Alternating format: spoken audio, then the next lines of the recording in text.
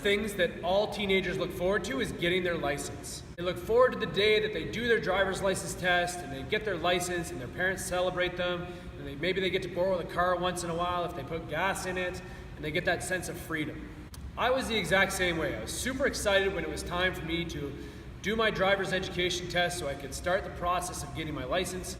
And then I had to take my driver's ed course. Okay? So you take your driver's ed course to reduce your insurance and to give you an understanding of how the car works and what it means to be a driver on the road. So you do all those sort of things. Then you take your driver's ed lessons. So you sit in a car with somebody and they teach you how to drive practically so that you can actually pass the test. My driver's ed teacher was a young guy, probably in his early to mid 20s. He was someone that I was able to connect with because he was a sports guy. Granted, he was a hockey person, I was a basketball player. Although our sports were different, I was able to connect with him through sport. We spent a lot of our time in the car when he wasn't giving me directions about how to drive, talking about sport. During one particular driver's ed lesson, we got on to talking about strength training. Something that I had kind of dabbled in, tried a little bit, didn't really know what I was doing, but something that I was aware of. As we talked about strength training, one of the natural questions that came up on my part was, how long does it take to actually build your body up? And I was shocked at the answer. He said 8 months. 8 months? So when he said 8 months, what he was talking about is how to build your body up to a point that it doesn't naturally kind of go back to or revert back to where you started off from. So how long does it take to actually build my body to a point where it will now kind of stay in that shape? Not without doing anything, but will naturally kind of stay in that shape as long as you maintain some sort of natural weight program. So as a 16-year-old, I was naturally taken back by this. To a 16-year-old, 8 months feels like an eternity. It felt like he was saying, well, you're just going to have to really lift for the rest of your life.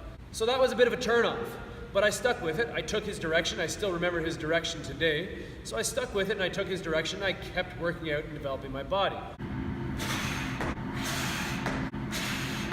And I learned that what he said was true. Yes, you have to lift for an extended period of time to actually develop any sort of muscle mass or strength that will last longer than, the day of.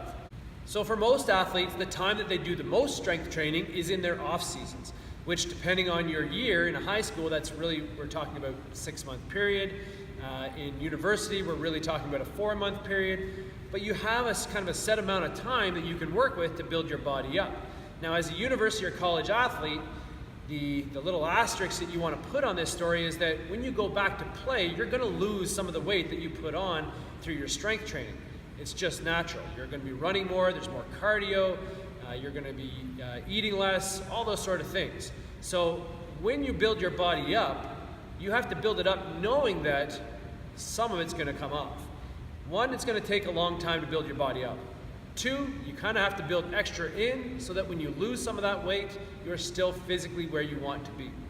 So the lesson from this story is this. If you truly want to add strength to your frame, you truly want to develop your body, A, it takes time. B, you really have to commit to it. It's not something that you're going to do one time, get it over with, and then it's done. It's something that you're going to commit to as a lifestyle. You're going to strength train and build in the off season, and then during the season, you're going to do your maintenance program to maintain the weight that you've gained. All right, I hope you found that 60-second lesson helpful and can use it to improve your game. If you did, hit that like and subscribe button down there, and visit mybasketballteacher.com to become a student of the game.